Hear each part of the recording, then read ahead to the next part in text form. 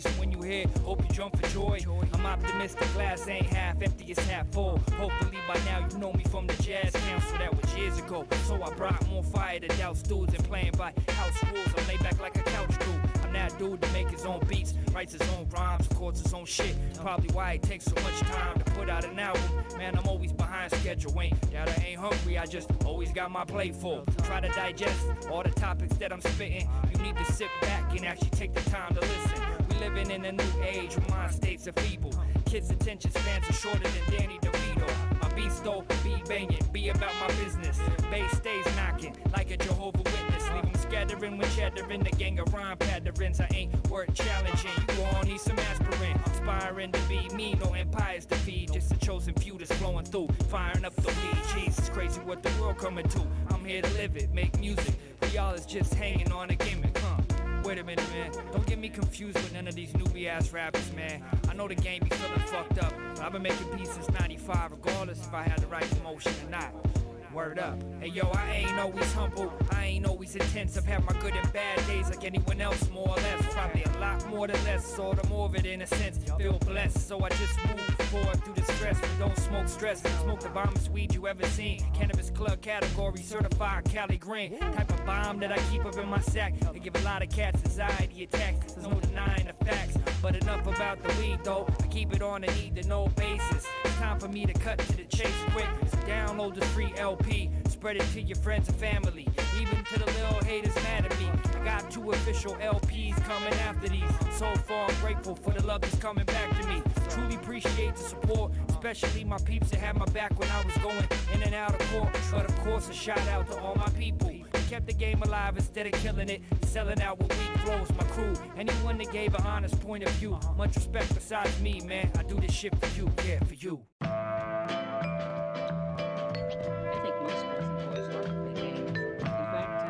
Like to play games also.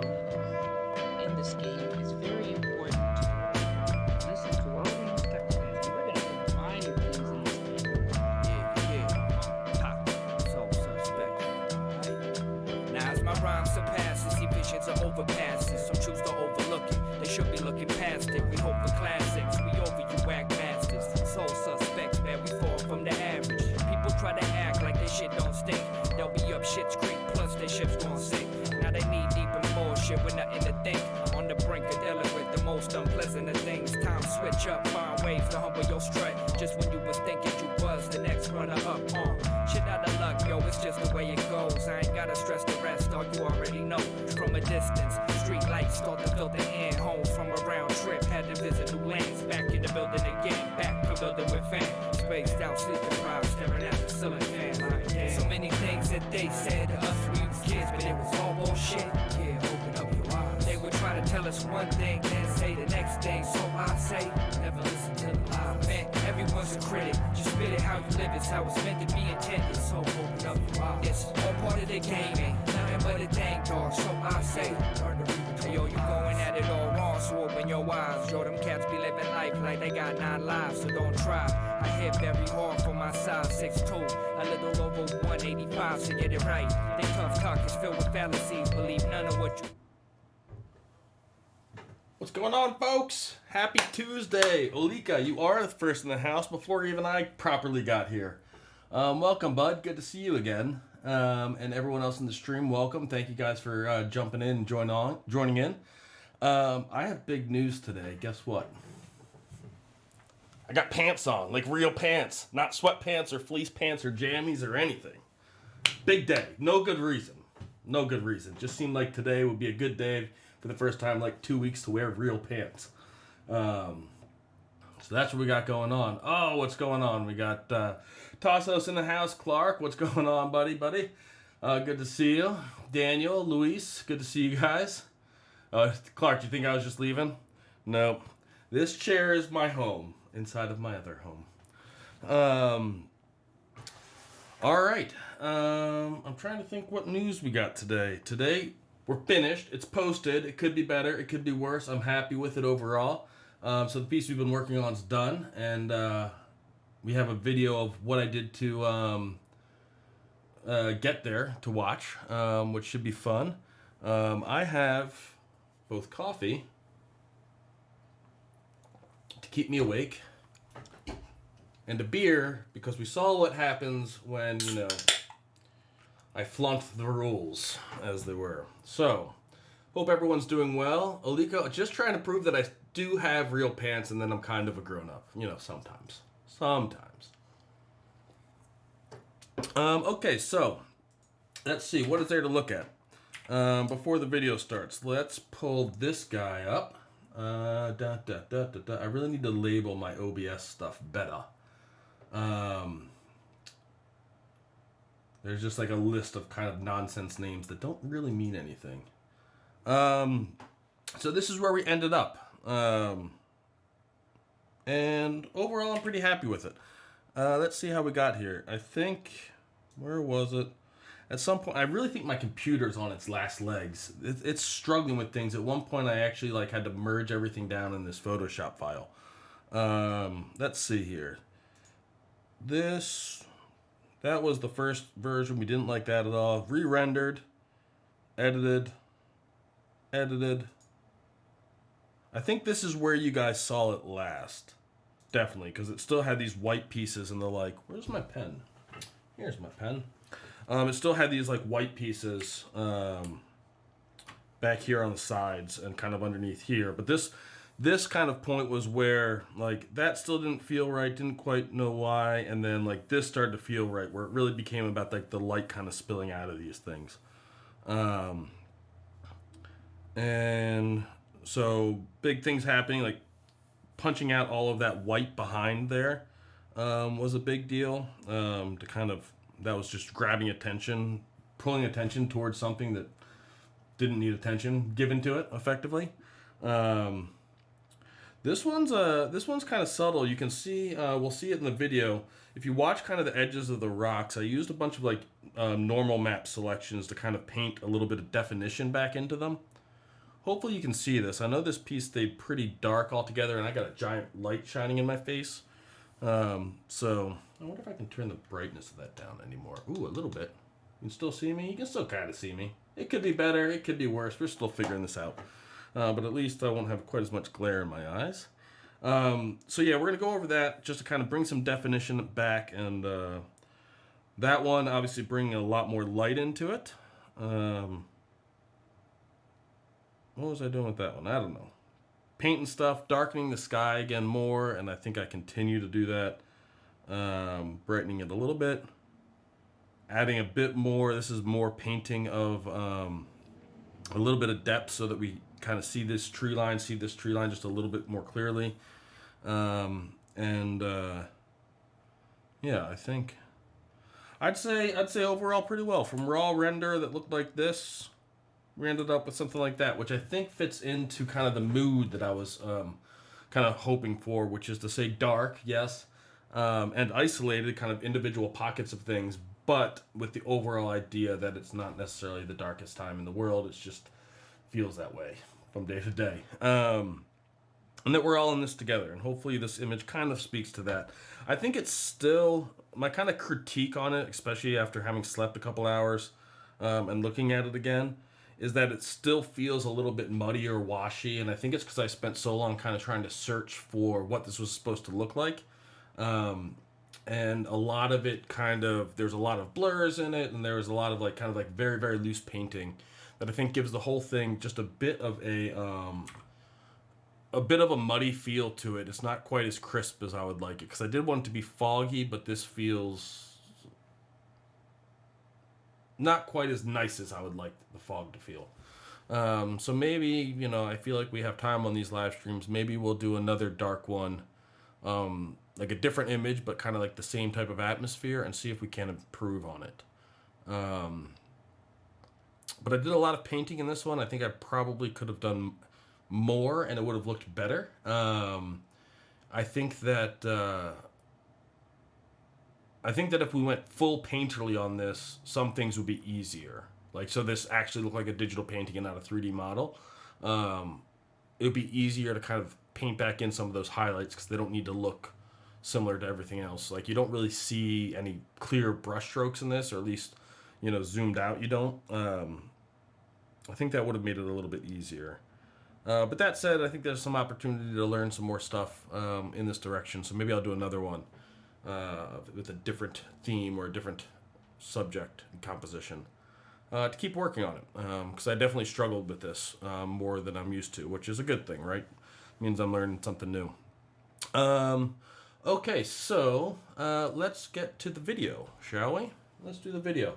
And I'll just I'll talk through it when I think of things to say. And if you have any questions, I do kind of like a lot of different things in Photoshop on this one. And I'll try and point out the important ones. If I miss them and you see something, just let me know in the chat. And I will do what I can to kind of explain what I did. And we can always take a look at this Photoshop file again later. So yeah, so let's get to it. Oh, and let's get music. And I actually do have music queued up, but let's get the chat going. Live chat over Dell. Is that it? Yes, it is. Okay. And let's get that playing. And now let's get some tunes on. All right. Dun, dun, dun, dun, dun.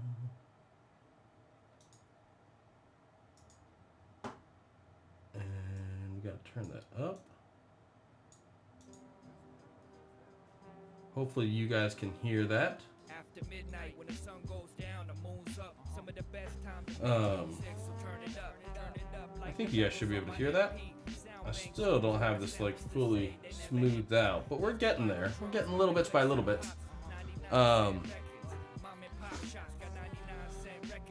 So yeah, so let the painting begin. I'm gonna enjoy my beer and coffee combo. Nothing like this to get the day started.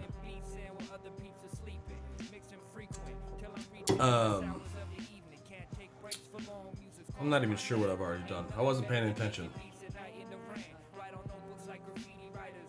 Olika, sorry to hear about your internet issues. I feel like everyone's dealing with that, and I've had some like outages or to the point where it's so slow it seems like it's out. I think everyone trying to work from home is really kind of taxing that system. Because I think more people are just streaming stuff in general, but then if you think about most offices, they had to move all of their data into, things that were accessible everywhere, right?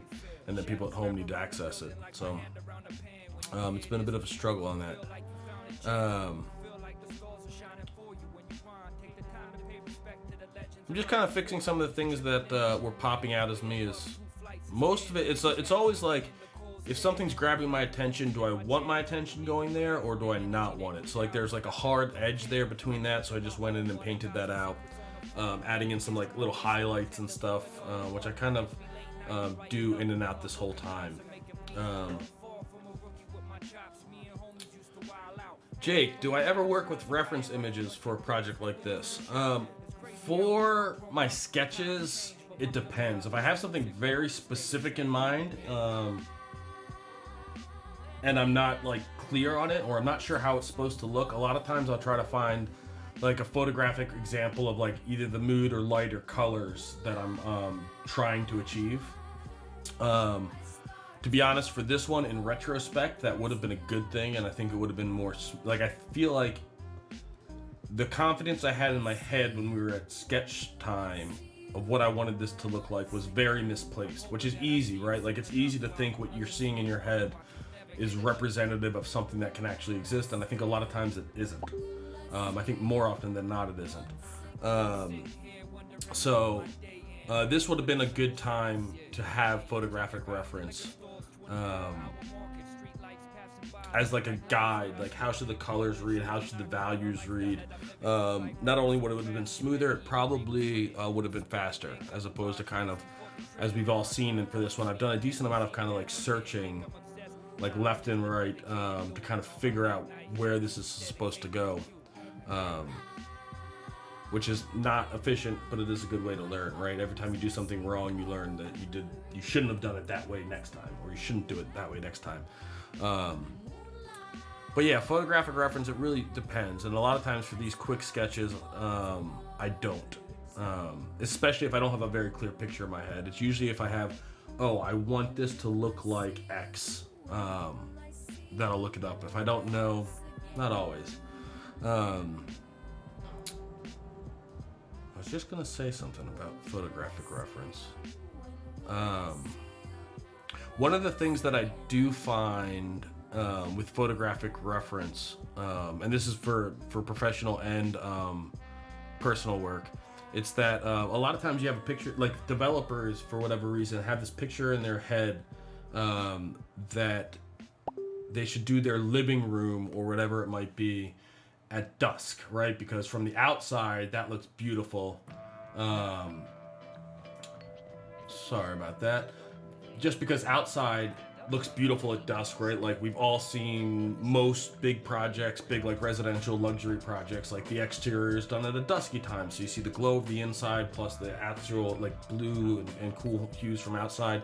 And then they have this idea that that's also going to look beautiful for an interior, and it makes sense why it would. We'll have warm and cool together, and like city skyline lights. But in reality, that's a very, very hard photograph to take, to the point where like if you ever see like actual commercial architectural photography that like captures that, it's either very dark in the room so that the glass isn't a mirror, or it's several exposures blended together and it probably doesn't look good.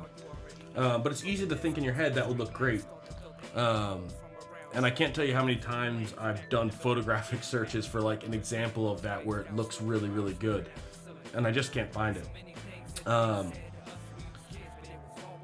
So like in those types of circumstances, I feel like if it's hard to find a photograph that even has like the mood or type of light that you're thinking of, there's a good chance it doesn't exist. Like that just can't be captured in a photographic way. And I've asked clients, I'm like, you find a good picture of that, a good photograph that's indicative of what you're looking for, and I'd be happy to try to recreate it, but I don't think that it exists. And usually they're like, oh, we couldn't find a picture, but we're sure it'll be beautiful. But you know, that's kind of how that generally goes in that specific case. But yeah, photographic reference is always a good thing if you're going photorealistic. Obviously, if you're going more painterly or concept-y, you know, looking at digital or traditional painting is a good way to go. But it's hard. I don't generally use reference as like inspiration. Like, I don't know what this looks like. Let me look through like ArtStation and see if I can find an image that looks cool and I'll copy that. Generally, if I'm going to use photographic references, because I have something in my head that I'm trying to achieve, as opposed to I saw something that I thought looked cool and now I'm going to recreate it, if that makes sense. But, you know, I consume a lot of visual, you know, inspiration in general, and I'm sure that it affects me every time I sit down to make one of these. I don't see how it couldn't, so, yeah. Thank you for the question, Jake. It is appreciated, very, very much. I only have so many things to say when looking at myself working. The one thing I will say, and I realize that every time I make one, I don't know if you guys saw what I posted in my Instagram stories. There's like a little like kind of like GIF that's just made from Photoshop layers, kind of like what we looked at before, just stepping through. And I also posted like the actual square one on Facebook. And so you see kind of the entire process of this image in like 9 seconds, right? Just kind of like the major steps: sketch, first raw render, paint over, second raw render, paint over, the kind of major steps in post-production. And it goes through very, very quickly. And it's almost, for me, like critiquing my own work and kind of my own process, it's almost more valuable than having like this, you know, 40-minute, or how long is this one? 30-minute video to watch, because you see very quickly the decisions and direction that you made, and like sometimes you're like, oh, that kind of went away in this step and I didn't realize it until you see it compressed into that amount of space, where it's like, oh, something that was just there is now gone, and maybe it went too far gone. So even if you don't share it, I think if you make a Photoshop file, it's super easy to do. Take a Photoshop file, obviously change the name of it, and just go through and kind of like click up your layers, assuming that you work in a kind of just stacking layers on top method like I do, which is not the best way to work. I am not advising that. But you just kind of want like the major steps of like where you got to, and then pull in some like your early test renderings as well. And then you can just go to, let's check here. If you go to window timeline, you'll get a video down at the bottom. And as long as you want each layer to be like one step, so delete everything else out of the file with just the copy merged at each point. You can just press create frame animation, make frames from layers, and then set how long you want each one to stick around, usually like half a second or so. And it's a good way to kind of reevaluate everything you did quickly. So here, if you guys are still actually watching this video, you can see I'm making selections based off of this normals map, which allows me to select, obviously, pieces of the rocks that are pointing in or oriented in a specific direction. They're normals, obviously. So I can like pull out little edges with paints, like you can see, like that's overdone. But just painting like little bits, because I want to highlight there to separate those two rock forms. But if I just did a brush stroke, it would be a brush stroke, which is not what I was looking for. And so you can use normal maps, and you're actually like painting detail back into a painting or an image. I learned that method actually from somewhat recently. I never used to work with normal maps in post. And back when, who did it? It was, I think it was the Egyptian cover for Kitbash 3D. The Egypt kit's cover was done by Jonas DeRoe. And when we were going over his process for making it, there's just like these two like little layers where he painted in reflected light using normal maps, and I'm like, oh, that's got a ton of potential. And so I don't always use them now. It's kind of like when they're necessary. They can be a little bit jagged depending on how you select them and how you use them. But they can be super duper powerful. So I almost always render one out. And if I need it, it's there. So you should be able to see here, like the edges aren't stroked edges, like paint stroke edges. The edges are actually geometry edges. So I kind of do this off and on for a while, I think. Or I might do it for a minute and then come back to it. You can also use this as a mask for levels. There's a bunch of things you can do. And if you're really trying to like reshape how light's working in your scene, it's super powerful.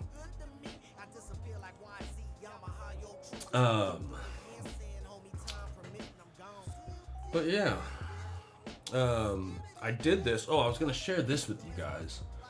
So I did this late last night.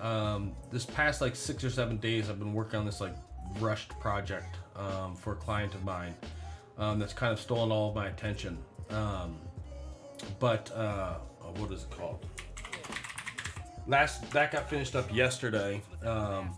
And so while I was doing this, I was just enjoying a beer and painting and talking to a buddy of mine, Jeff out in Vancouver. If you happen to be listening, hello, Jeff. And he was doing work and I was working on this, and we were just kind of like chatting, and then there'd be silence and everything else. But he introduced me, oops, where did that go? He had me listen to this, and it's this old thing by Peter Cook, and it's amazing. Why is that? No, I don't want that. Wouldn't have unless and it's this old kind of improv. It's audio only. It's audio only, but it's freaking amazing. The creativity and the speed of Peter Cook's wit is just out of my mind. I wonder if any of you have seen this. I'm posting a link to it in the chat. It's called Why Bother by Peter Cook. And it's like 50 minutes long, and it's just these like improv conversations with Peter Morris. Peter Morris, I think his name is. No, Chris Morris. I don't know how I haven't heard of it before. It's thoroughly enjoyable. I recommend, if you're into British humor at all, I very much recommend it. It's awesome. But I do forget why I brought that up, except to recommend that. I think more people should know about that. It's hilarious. And people that can think on their feet that quickly is just beyond me. I can't imagine what it would be like to be in conversation with that guy.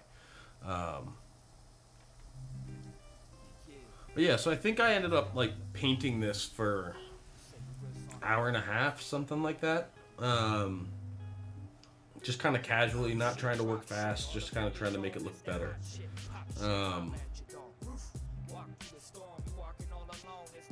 And yeah, I think it's like, here it's starting to get somewhere, but we continue to fix some stuff.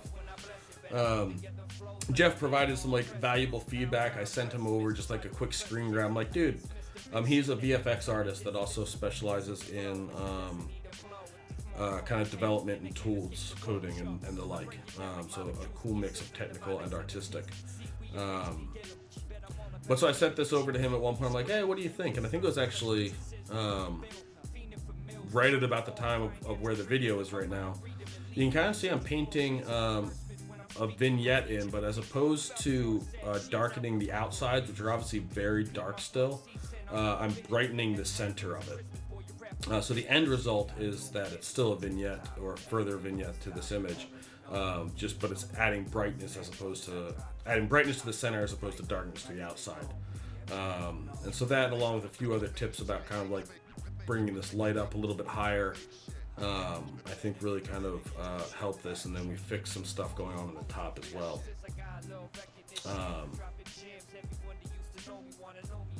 Jake, that's interesting. I've never been to SOA. But yeah, using normals for lighting, like it lets you like paint just the edges of things or have light in like specific directions. Excuse me, I do it a lot for like in like photorealistic work. I'll use it if I'm trying to like really sculpt like something cylindrical, whether it's like a vase or like a chair or whatever it might be. Or if you're trying to paint in like some details into like a couch, you can use normal maps to make sure that things stay kind of clean and don't go too painterly. That's awesome. Clark's got a question for me. Do you ever have commercial clients that request these types of stylistic type projects? If so, what is the process like when going through the project? I don't have any clients that like go this far stylistic in the sense of concept-y. And I don't know any developers that really want anything quite this dark. But I do have clients that want like either artistic images for like a sales center, let's say, which I think there's my 3 Marks Instagram like just started a week ago and I haven't really put anything on it yet, but there's 3 black and white images there that you can look at on Instagram. It's just 3 marks that were done to be printed as like art pieces and as a triptych inside of the sales gallery. And so they're like very moody black and white. They look like black and white fine art photography kind of. I've had a few other clients for TWA. We did some kind of like tilt shift looking abstract images for a similar. I don't think that was to be printed for a sales center because that was a hotel.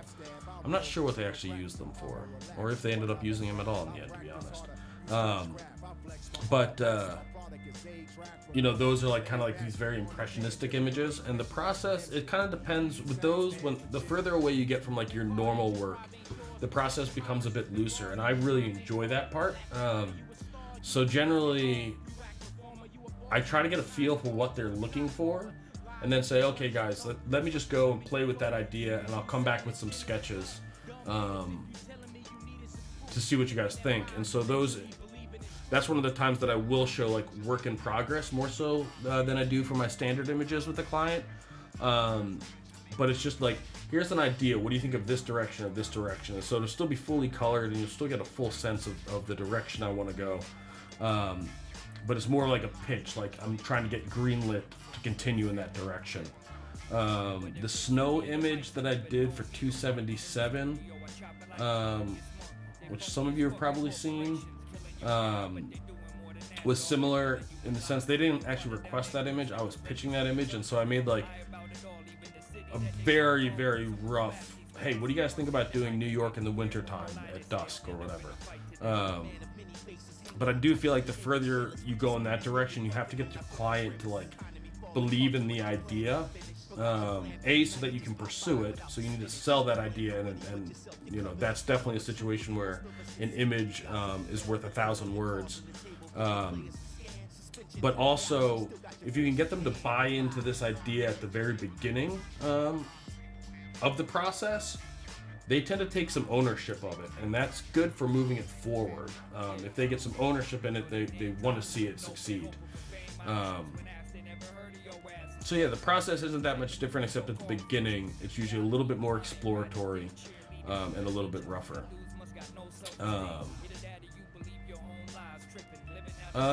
Luis, is there any tutorial you guys recommend to look at the use of normals to relight?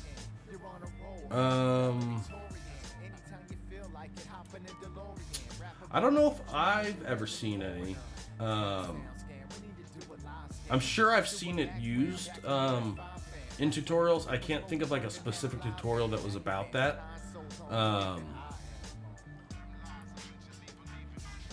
Maybe I'll do a live stream on it sometime this week. I don't really know what's coming next after this.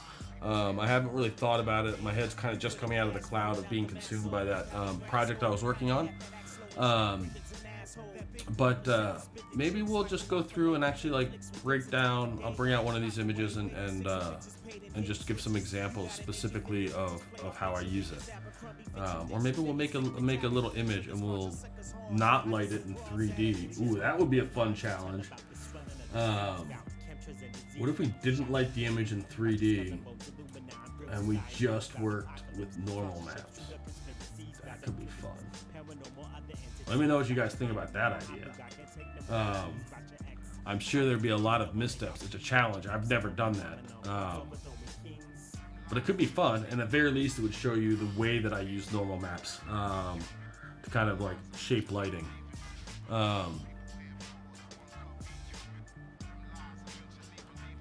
Yeah, every time you see my screen kind of go black like that and pause for a second, that probably means that like I'm like, oh, what do I need to do next? Is this done? Is this not done? What's still standing out? And I probably stood up and walked back and got away from my monitor a little bit and looked at it and kind of thought for a second. Because there's still a decent amount of time in this recording, but I don't know how much I really do, to be honest. Beyond this, I'm not. We're like looking at the bar. I'd say we're 3/4 of the way through it, something like that. And I don't know what else I do. Oh, I go and I mess around with this for a little while. Clark, okay, we're gonna do. I don't know if we'll do it tomorrow.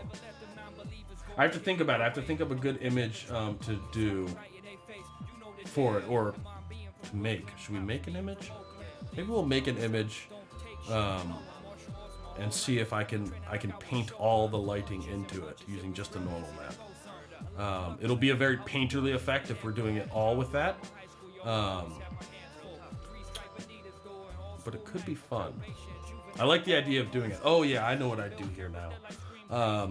If you kind of blur your eyes at this image, like the two verticals are like straight lines all the way down, and then there's a straight line across the bottom.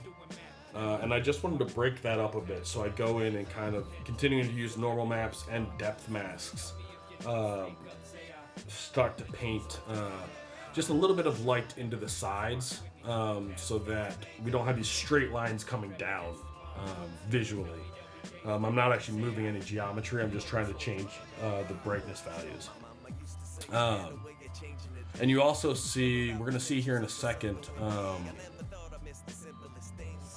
what I said, I think I said it a while ago, which is that if you're gonna level a depth map really harshly, it's not a bad idea to do it from a 32-bit EXR that you save out, as opposed to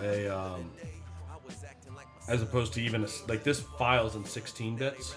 But you're going to see how banded that gets here in a second.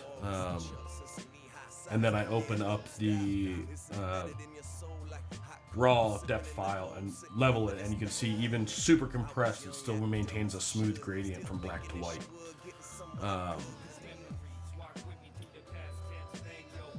Yeah, I like. Thank you for the question, Luis, on using. Oh yeah, we had a crash. Photoshop crashed. I really think my computer's on its last legs. It's becoming more and more apparent. But thank you for the suggestion on the normal maps. I think that'll be fun. It'll be a challenge. Adding some more blurs, this time using lens blur and a depth mask here, just to kind of soften the background. I'm doing it a lot there and then decreasing the opacity of it, so that as opposed to reading as lens blur, it reads more as kind of the natural diffusion that you get from fog. Looking through fog obviously makes things less clear. And so doing, again, a couple of them and layering them over in lower opacities as opposed to trying to get it just perfect on one. And so that kind of softens everything, but not the overall muddiness, which is something I think could have been improved on this one, but softens it like more like on like the pixel to pixel level. And then this, I'm finishing this with Analog Effects Pro, which is not something I do with professional projects because they don't generally want additional like film grain and the like, but for these sketches I tend to like it. You can kind of like rough up the image a little bit, that I think helps the overall kind of texture of the image. Yeah, here's where I think I'm gonna go in and do depth masks. Usually for like professional projects, I'll very softly sharpen an image, and a lot of times I'll sharpen it and then paint that sharpness only into the areas that I want it. And then the last step at the very, very end is adding a little bit of noise across the entire image. So you can see how banded that is right now. Super duper banded. Right, and so that's leveling the 16-bit depth mask.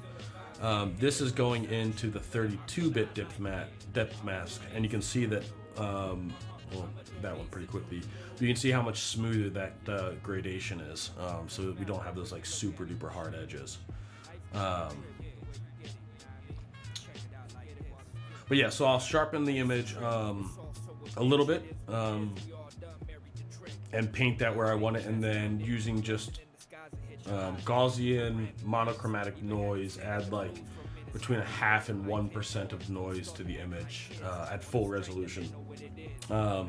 Particularly if you comped anything in like people or any type of photographic elements into your image, or if you painted anything which becomes flat as opposed to whatever noise came from your renderer, adding just a very light amount of noise across the whole thing helps a lot to kind of get everything to sit back together. But that's, again, super duper subtle. You should be looking at your image at 100% when you do that, and it should be barely noticeable. I don't do the chromatic aberration thing. I did it for a little while earlier in my career. I would do it just a bit, and I stopped doing it, and the reason I stopped doing it, and one of the things that makes me cringe when I kind of see it in other people's work, is that if you add just a very small amount of chromatic aberration at full resolution, right, so that you have to be way zoomed in to even see it, it does, kind of in the same way that noise does, help things sit together and give it a little bit more of a photographic feel. The thing you have to be very, very careful about, though, is that if you're working on like a 5,000 or 6,000 pixel image, if you're working on a 5,000 or 6,000 pixel image and you add that chromatic aberration, when you downsample that to 1920 or lower, depending on whatever the client needs versions for, or when they do it, and this is the even scarier thing, is that frequently they'll downsize things, or Facebook will. Depending on the algorithm that's using to compress it, it might take that super fine, barely a pixel like green or magenta or blue or orange edge that you added in, And that should go away when you compress it, and sometimes it actually says like, oh, that's important, I'm going to preserve that detail. So you get these like bright green lines going up and down things. So yeah, it's not so much that I can't stand chromatic aberration, it's that there's a lot of ways that it can go wrong, and a lot of those things are outside of your control. So I don't go that route. And also, if we're going for photographic work, there's no photographer in the world that would not remove chromatic aberration from their work. So by definition, you have to use it so subtly that it might as well not be there. And if it's there too visible because your eyes are tired of looking at the same image and you send that off to a client, they're going to potentially be upset about that. And it can also just, you look at it the next day and you added too much. I feel like there's a lot of risk in trying to use it and a very, very small amount of reward. So yeah, I avoid that as much as possible, which is entirely. I guess a client could ask me to add in chromatic aberration, but that would be a new one. That's never been asked for. Okay, so I think we're almost done here.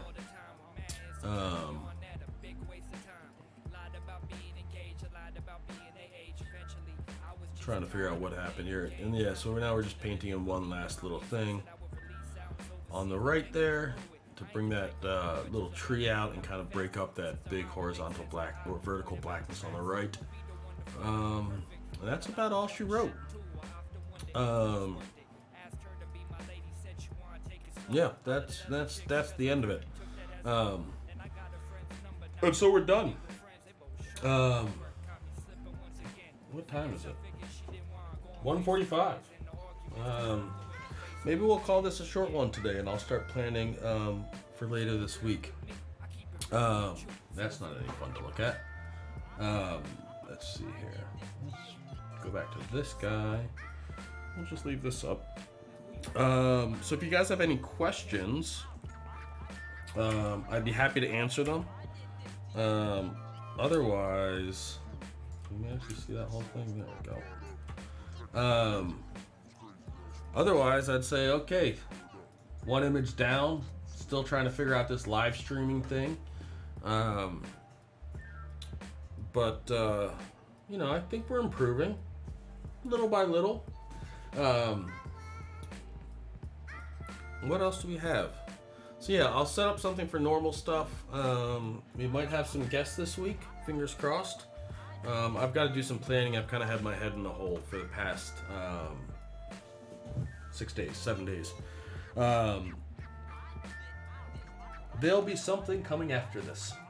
Same time as always. So thank you guys for coming and hanging out and saying hello. If you guys have any things that I've mentioned or that you're just generally curious about, leave it in the comment or in the chat or anywhere else. Or if you think of it later, send it to me on social media somewhere. I only have so many ideas for these types of things, and I could use the help. So I appreciate it in advance, and I appreciate the normals idea. I think that'll be fun.